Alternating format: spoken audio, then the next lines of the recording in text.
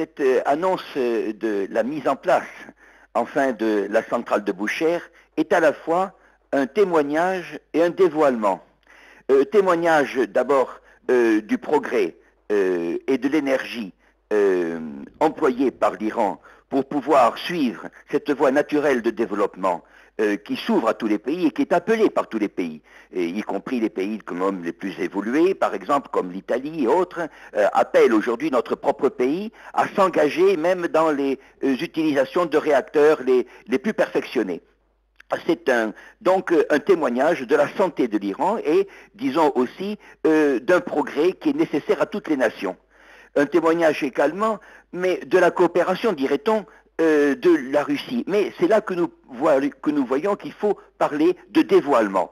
Parce que, d'abord, l'attitude qui a été souvent jugée étonnante des retards de l'aide russe montre justement qu'il y a beaucoup de difficultés à l'intérieur même de cette grande nation pour pouvoir, disons, exécuter les plans de coopération et même, disons, d'échapper à une sorte d'emprise internationale qui bloque toute initiative naturelle, tout lien entre les États.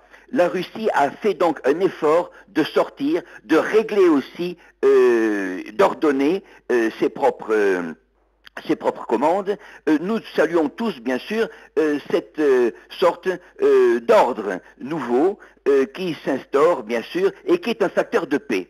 C'est aussi un dévoilement de, disons, l'attitude inamicale et maniaque de nombreux États qui, au lieu de reposer sur une justice saine, disons, cherchent à tout prix à exciter une querelle contre tout État qui donne le mauvais exemple dans le monde. Car en effet, l'Iran, pour eux, donne ce mauvais exemple. Mauvais exemple d'indépendance, mauvais exemple, disons, de recherche de l'autonomie, disons, de la recherche de l'exercice de sa propre volonté.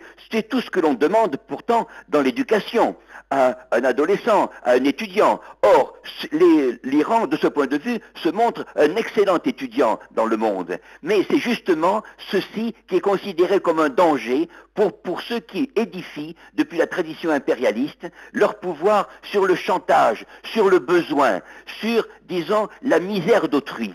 Les richesses sont, dans la morale traditionnelle, là pour aider ceux qui sont les plus défavorisés et non pas pour faire pression sur ceux qui sont défavorisés et les laisser dans cet état.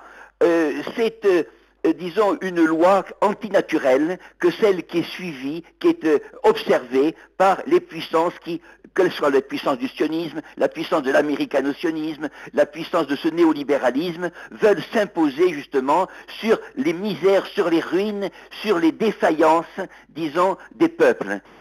L'Iran est sorti vraiment d'une phase que nous avons connue dans notre jeunesse, extrêmement douloureuse. Nous l'avons connu comme un pays qui était jugé dans les années 70 comme vraiment un pays misérable, il faut le dire, et qui faisait contraste avec sa grande civilisation. Aujourd'hui, l'Iran s'est repris. L'Iran avance sur une voie.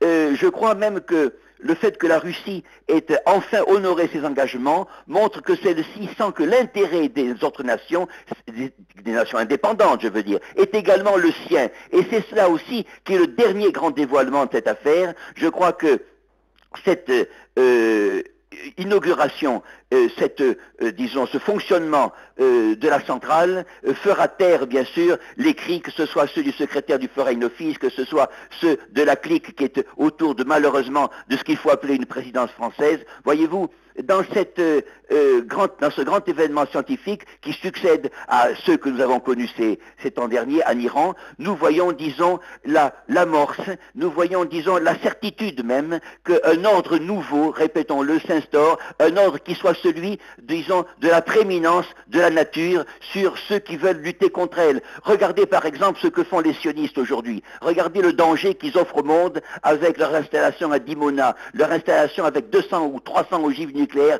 qui menacent le monde. Il est temps quand même que la vérité soit dite, et je crois qu'il y a plus que des paroles qui comptent aujourd'hui, c'est l'exemple. Et l'Iran donne le bon exemple.